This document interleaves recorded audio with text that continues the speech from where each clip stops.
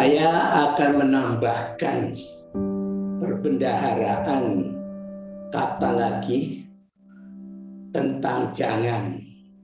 Ya, beberapa hari itu semuanya kan jangan. Hari ini pun tema saya jangan sampai ditolak. Ya, sekali lagi jangan sampai ditolak. Ya, artinya kita mengharapkan semuanya diterima, semuanya dipilih. Jangan sampai ada yang ditolak. Yang doa pagi hari ini juga jangan sampai ada yang ditolak. Ya, semuanya diterima. Karena di akhir zaman kita pasti tahu banyak orang yang dipilih, tetapi sedikit, banyak orang yang dipanggil, tetapi sedikit yang dipilih. Bapak Ibu Saudara yang Tuhan kasih, artinya apa? Artinya masih banyak yang ditolak, sedikit yang dipilih. Harapannya pada hari ini semua yang ikut doa pagi, yang mendengarkan firman, katakan, aku dipilih Tuhan.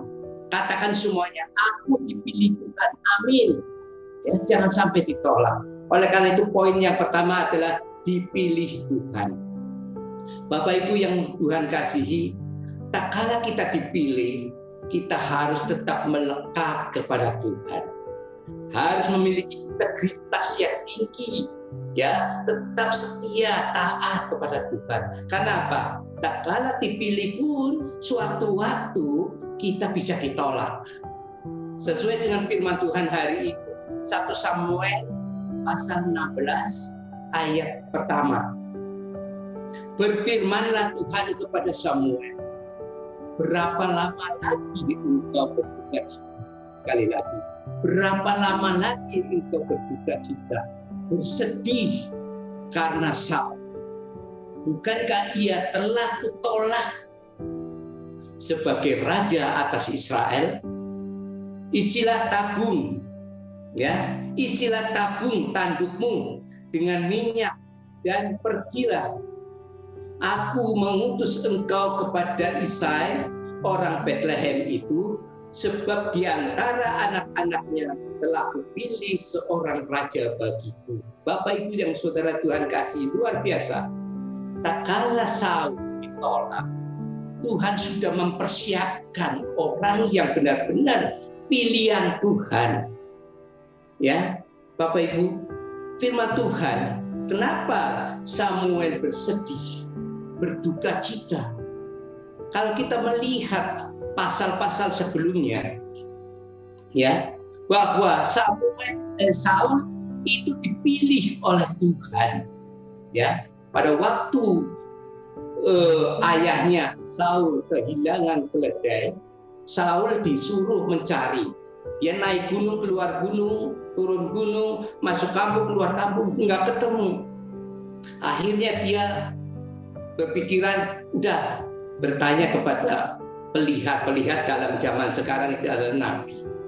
Dan Tuhan sudah merencanakan, nanti kalau ketemu dengan engkau Samuel, itulah yang akan kupilih menjadi raja Israel.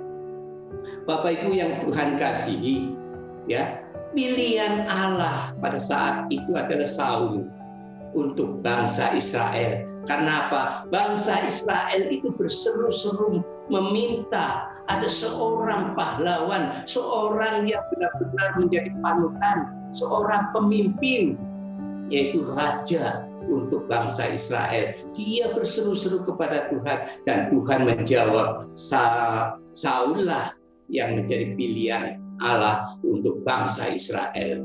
Bapak Ibu yang Tuhan kasih, kenapa ditolak?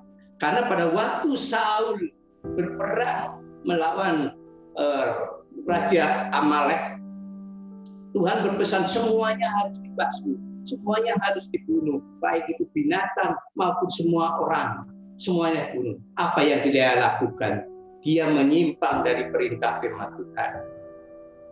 Dia mengambil domba, kambing, sapi yang kambing-kambing, yang segar-segar, yang bagus-bagus diambil semua.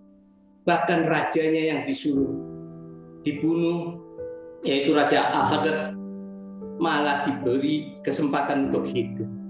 Disinilah luar biasa menyimpang dari perintah daripada firman Tuhan. Perintah Tuhan diabaikan oleh Saul. Apa yang terjadi di dalam 1 Samuel 15 ayat 11. Kala Tuhan berfirman kepada Samuel, aku menyesal. Bapak Ibu Saudara yang Tuhan kasih, jangan sampai saudara dan saya dipilih oleh Tuhan dan Tuhan berkata, aku menyesal karena aku telah menjadikan Saul raja. Jangan sampai Tuhan itu menyesal dalam kehidupan kita. Sudah memilih saudara dan saya untuk melayani Tuhan, tetapi tidak dengar-dengaran akan firman Tuhan. Tidak menjadi pelaku-pelaku firman. Ini yang kita pagi ini Tuhan nasihatkan. Aku menyesal karena aku telah menjadikan Saul raja. Sebab ia telah berbalik daripada aku dan tidak melaksanakan firman-Ku. Garis bawahi, tidak melaksanakan firman-Ku, tidak menjadi pelaku-pelaku firman. Bapak Ibu Saudara yang Tuhan kasih, Samuel pun selalu berseru-seru kepada Tuhan karena kesalahan Saul. Oh, luar biasa, Saul ditolak untuk menjadi raja. Padahal Saul itu dipilih dan Samuel yang mengurap untuk menjadi raja Israel. Bapak Ibu yang saudara Tuhan kasihi, tadi poin yang pertama adalah dipilih oleh Tuhan. Poin yang kedua itu yang sangat penting, taat dan setia melakukan firman. Tak kala taat dan setia melakukan firman, seperti apa yang dikatakan oleh firman Tuhan, itu pasal 1 Samuel pasal 16 ayat 2 dan 3. Ya, kita akan bacakan. Tetapi Samuel berkata, bagaimana mungkin aku pergi jika Saul mendengarnya? Dia akan membunuh aku. Logis. Nah, karena Saul sudah ditolak menjadi raja oleh Tuhan, ya, kemudian Tuhan akan mengutus Samuel untuk mencari orang yang diurapi lagi untuk menggantikan raja, ya, untuk menjadi raja. Oleh karena itu firman Tuhan ini, firman Tuhan, bawalah seekor lembu muda dan katakan, aku datang untuk mempersembahkan korban kepada Tuhan. Oh, luar biasa. Ayat yang ketiga, kemudian undanglah Israel ke upacara pengorbanan itu, lalu aku akan memberitahukan kepadamu apa yang harus kau perbuat. Urapilah bagiku orang yang akan kusebut kepadamu. Bapak Ibu Saudara yang Tuhan kasihi, Samuel takut tak kalah mendengar Saul itu kalau ada yang menggantikannya. Pasti taruhannya adalah nyawa. Taruhannya adalah nyawa, pasti dibunuh. Tapi Tuhan luar biasa, Dia memberikan solusi tak kala ada ketakutan, tak kala ada kekhawatiran dalam hidup. Tuhan memberikan satu solusi yang bagus. Bawalah seekor lembu muda dan katakan, aku datang untuk mempersembahkan korban kepada Tuhan. Ini solusinya. Oleh karena itu taat dan setia, maka Samuel melakukan di ayat yang keempat dan 5, dia melakukan apa yang Tuhan perintahkan. Ya, Tuhan perintahkan, dia lakukan apa yang dia lakukan, maka semuanya berjalan dengan mulus, semuanya berjalan dengan baik, semuanya sukses. Tak kala kita taat, tak kala kita setia, tak kala kita melakukan perintah-perintah Tuhan, hasilnya pasti sukses. Ya, tak kala ketemu dengan Isai, Samuel berkata kepadanya, kuduskan kamu, kuduskan anak-anakmu semua laki-laki untuk datang bersama-sama melakukan korban penyembahan kepada Tuhan. Dia diundang semua, anak laki-lakimu kuduskan, datang semua. Ya, ayat yang ke-6, coba kita lihat ayat yang ke-6. dan 7, ketika mereka itu masuk dan Samuel melihat Eliab, lalu pikirnya baru berpemikiran Samuel, sungguh di hadapan Tuhan sekarang berdiri yang diurapi Tuhan. Itu pemikiran daripada Samuel ya. Tetapi firman Tuhan berkata kepada Samuel, janganlah pandang parasnya atau perawakannya yang tinggi, sebab aku telah menolak. Ingat, aku telah menolaknya. Bukan yang dilihat manusia, yang dilihat Allah. Manusia melihat apa yang di depan mata, tetapi Tuhan melihat hati. Bapak Ibu Saudara yang Tuhan kasihi, luar biasa ayat ini ya. Tak kala Samuel melihat yang namanya anaknya daripada Isai itu, ya dia kagum, ini tinggi, pastilah jadi raja. Apalagi kita orang, sedang Samuel aja nabi yang dekat dengan Tuhan, dia pemikirannya sudah salah ya. Apa yang dilihat mata, dia menganggapnya itu yang pasti. Bapak Ibu Saudara yang Tuhan kasihi, dalamnya dapat diukur, tetapi hati seseorang hanya Tuhan yang tahu. Marilah, andai kata kita mau memilah-milah orang, bertanyalah dulu kepada Tuhan, apakah benar ini Tuhan? Jangan melihat parasnya, jangan melihat kepandaiannya yang luar biasa, hebat, lulusannya kumlot, wow, pinter bicara, belum tentu dipilih oleh Tuhan. Tuhan katakan tadi, semuanya itu ditolak. Di ayat yang sama, saudara yang Tuhan kasih, ya, bahkan Isai menyuruh anak-anaknya berjalan di depan Samuel. Ya, kalau tuh saudara baca di dalam ayat yang ke-10, semuanya tidak dipilih Tuhan. Ketujuh anak yang dipanggil itu tidak dipilih Tuhan, ditolak semuanya. Bahkan Samuel berkata, inikah anakmu? Yang 11 dikatakan, ayat 11 dikatakan, masih ada seorang, yaitu yang bungsu, sedang mengembalakan domba. Oh, seringkali kita ada di dalam posisi yang seperti Daud, ya, mengembalakan domba. Tidak terhitung, padahal itu momen-momen penting. Seringkali mungkin ada di dalam pekerjaan rapat-rapat penting, tidak dihiraukan. Orang itu tidak dihiraukan, tidak diperhatikan, tidak dipilih, tetapi Tuhan memilih. Makanya poin yang ketiga adalah hati yang tulus yang Tuhan pilih. Hati yang tulus melayani Tuhan. Poin yang ketiga, ya. Maka di ayat yang ke-12 mari kita baca bersama-sama. Kemudian disuruhnya menjemput dia. Ia kemerah-merahan matanya. Ingat, ia kemerah-merahan, garis bawahi ya. Matanya indah, garis bawahi, dan parasnya elok, garis bawahi. Lalu Tuhan berfirman, bangkitlah, urapilah dia, sebab inilah dia. Bapak Ibu yang saudara Tuhan kasih, kenapa yang tersisih, yang tidak masuk perhitungan oleh orang tuanya, oleh saudara-saudaranya, mungkin termasuk di dalam lingkungannya, tetapi Tuhan memilih dia. Kenapa? Dilihat, kenapa wajahnya kemerah-merahan? Bukan karena kepanasan, bukan karena dia mengembalakan domba kambing di padang yang panas, bukan. Matanya indah dan parasnya elok. Tuhan pilih, kenapa?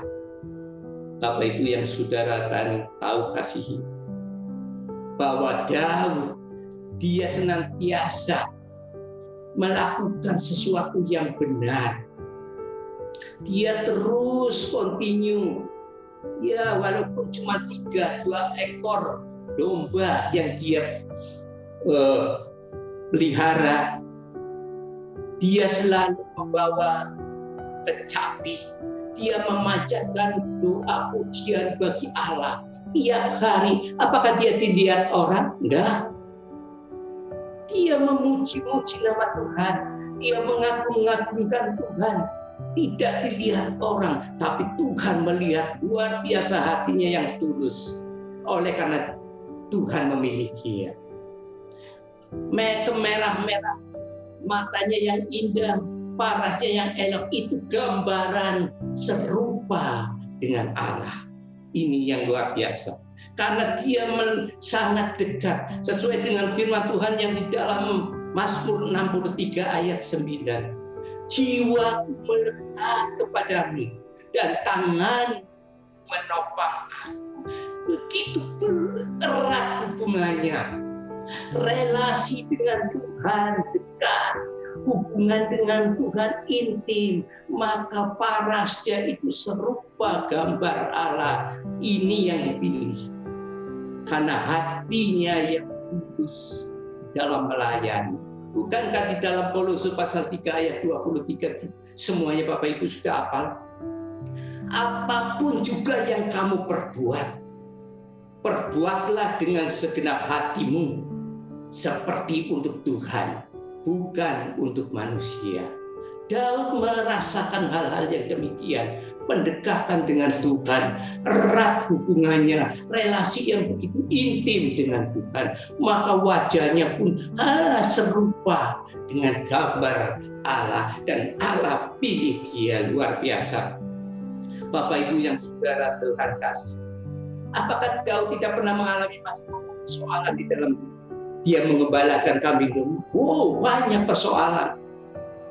Ya, tak kalah berhadapan dengan binatang-binatang buas, harimau, singa, beruang, mungkin serigala.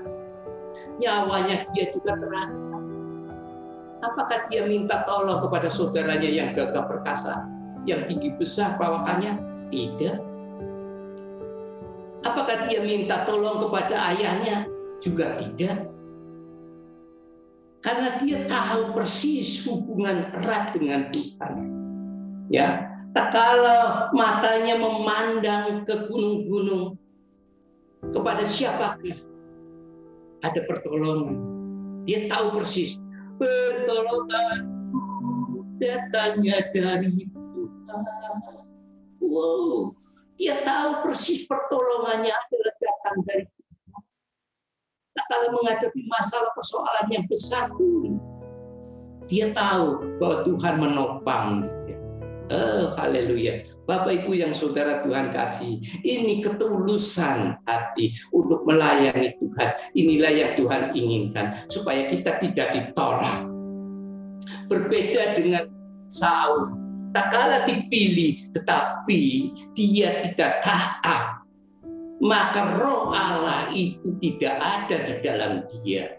Oleh karena itu, ayat yang paling penting dalam pelayanan kita supaya kita tidak ditolak, yaitu ayat yang ke-13. Mari kita baca sama-sama. Samuel mengambil tanduk yang berisi minyak itu dan mengurapi Daud. Garis bawahi mengurapi Daud di tengah-tengah saudara-saudaranya. Sejak hari itu dan seterusnya berkuasalah roh Tuhan. Garis bawah itu, berkuasalah roh Tuhan atas Daud.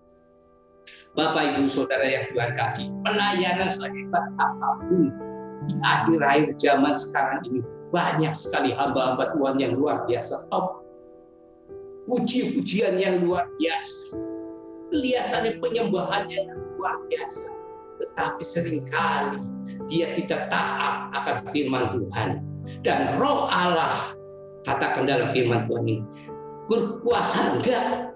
Seperti Saul. Apakah Saul tak kalah ditolak oleh Tuhan menjadi raja?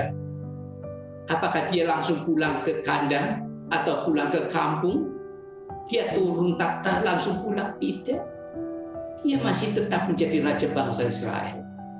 Cuman bedanya adalah roh Allah tidak berkuasa atas hidupnya. Berkuasa atas hidup dia hanya kekuatannya sendiri, hanya kemampuannya sendiri. Roh Allah tidak ada di dalam dia. Ini perbedaannya.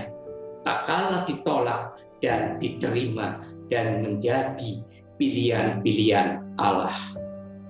Bapak Ibu Saudara yang Tuhan kasih, ujian penyembahan apapun yang kita lakukan, tak kalah kita mengandalkan Tuhan, ada urapan Allah. Kenapa setiap doa, pembukaan maupun doa untuk firman Tuhan, Tuhan urapilah hamba-Mu, pasti ada pengurapan. Tanpa pengurapan itu sia-sia. Sehebat apapun saya, kalau mendapatkan tugas, terus terang pribadi saya terus bergumul sama Tuhan, tolong Tuhan urapi hamba-Mu, supaya hamba tidak sia-sia menyampaikan isi hati Tuhan. Jangan seperti Saul, sekalipun dia memegang jabatan sebagai raja, tapi Roh Allah tidak ada di dalam dia. Belajarlah seperti Daud yang melekat kepada Tuhan, dan Roh Allah, tapi dikatakan Roh Allah terus mengikuti dia dalam setiap masalah apapun. Daud dipimpin oleh Roh Allah karena dia sangat, relasinya begitu erat dengan Tuhan, hubungannya dekat dengan Tuhan. Ini Bapak Ibu Saudara yang Tuhan kasih, di akhir zaman kita mau dipilih oleh Tuhan, mau taat, setia akan firman Tuhan, menjadi pelaku-pelaku firman, dan memiliki hati yang tulus dalam pelayanan. Ya. Kemudian minta ada pengurapan Allah, agar Roh Allah itu menuntun setiap langkah kita. Daud namanya berarti yang dicintai. Daud namanya yang diartikan adalah yang dikasihi. Bapak Ibu Saudara Tuhan, kenapa? Dia adalah orang yang begitu setia, mengerjakan tugas apapun yang dia emban, ia percayakan, sekalipun kelihatannya kecil, hanya mengemban domba, tapi hatinya dengan sukacita memuliakan Tuhan dengan kecapi, dengan pujian. Daud diurapi oleh Tuhan. Apakah langsung dia jadi raja? Enggak seperti Saul, diurapi langsung jadi raja. Daud diurapi dan Roh Allah itu bekerja dalam hidupnya. Tidak langsung jadi raja, mengalami proses perhambaan. Ini penting saudara yang Tuhan kasih. Tuhan ingin memilih orang-orang yang demikian. Proses, tantangan. Ya, perbedaan antara Saul dengan Daud luar biasa beda. Diurapi, dipimpin oleh Roh Allah dengan Roh Allah yang tidak ada di dalam hidupnya Saul, itu beda. Saul mengalami ketakutan tak kala berhadapan dengan Goliat, ya, mengalami kemarahan, marah terus, ya, kebencian ada di dalam hidupnya, ya, iri hati ada di dalam hidupnya. Itulah orang yang tidak ada Roh Allah. Gambarannya, Bapak Ibu, gambaran beda dengan Daud. Tak kala dipimpin oleh Roh Allah, dia pemberani karena dia tahu bahwa Allah menyertai. Dia melemah, dia mau menjadi hamba, dia melayani Saul, ya, bahkan dia berjasa luar biasa dan ditolak oleh Saul, akan dibunuh. Dia tidak menuntut. Luar biasa. Mari Bapak Ibu yang Tuhan kasih, kita mau belajar seperti Daud. Sekalipun dia memiliki atau potensi yang kecil diberikan, tetapi dia tetap melakukannya dengan senang hati. Oleh karena itu Bapak Ibu Saudara yang Tuhan kasihi, biarlah di akhir zaman nanti kita akan melihat seperti di dalam Matius pasal 25 ayat yang ke-21. Baik sekali perbuatanmu itu.